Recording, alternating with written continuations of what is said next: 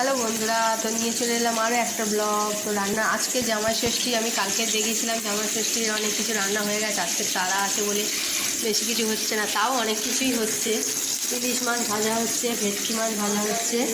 তো ইলিশ মাছ ঝাল মতো হবে সর্ষে বাটা দিয়ে, আর ভেটকি মাছ একটু আলু দিয়ে সর্ষে বাটা হবে, আর একটা চচ্চড়ি হবে ইলিশ মাছের মাথা দিয়ে। আর অনেক রকমের সবজি ভাজা হয়েছে, পটল ভাজা, আলু ভাজা, সেগুলো মা করেছে, মার রান্নাঘরে। আর অনেক কিছু হয়েছে, চলো লাস্টের দিকে দেখাবো কী কী হয়েছে সব। এখন আপাতত তরকারিগুলো, মাছগুলো ভেজে নিই, তরকারি করে নিই।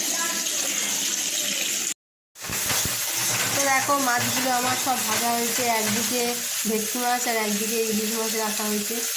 এখন একটু বাকি আছে, আর এদিকে মাছের ঝালটা বসিয়ে নেবো।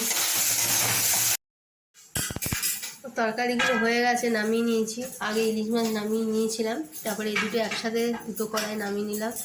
ভেটকি মাছেরটা আলু দিয়ে মাখা মাখা ঝোল, আর এটা হলো ইলিশ মাছের চচ্চড়ি, সব রকম সবজি দিয়ে, ডাঁটা দিয়ে। আর তারপরে বাকি সব কী হচ্ছে সব এক এক থেকে দেখাচ্ছি, চলো। তো দেখো লাস্ট ফিনিশিংয়ে কী কী রেডি করলাম।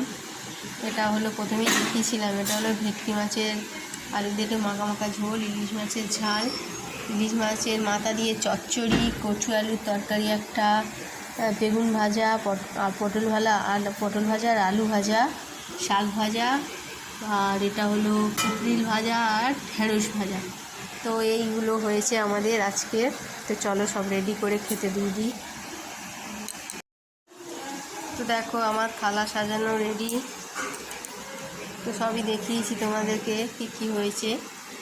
আর লাস্ট এটা দেখা হয়নি, এটা একটা ছোট্ট ছোট্ট পিঠে করেছে দুধ দিয়ে, পাঁপড়টাও দেখানো হয়নি। তো যাই হোক, এই হলো আমাদের রেডি হয়ে গেছে।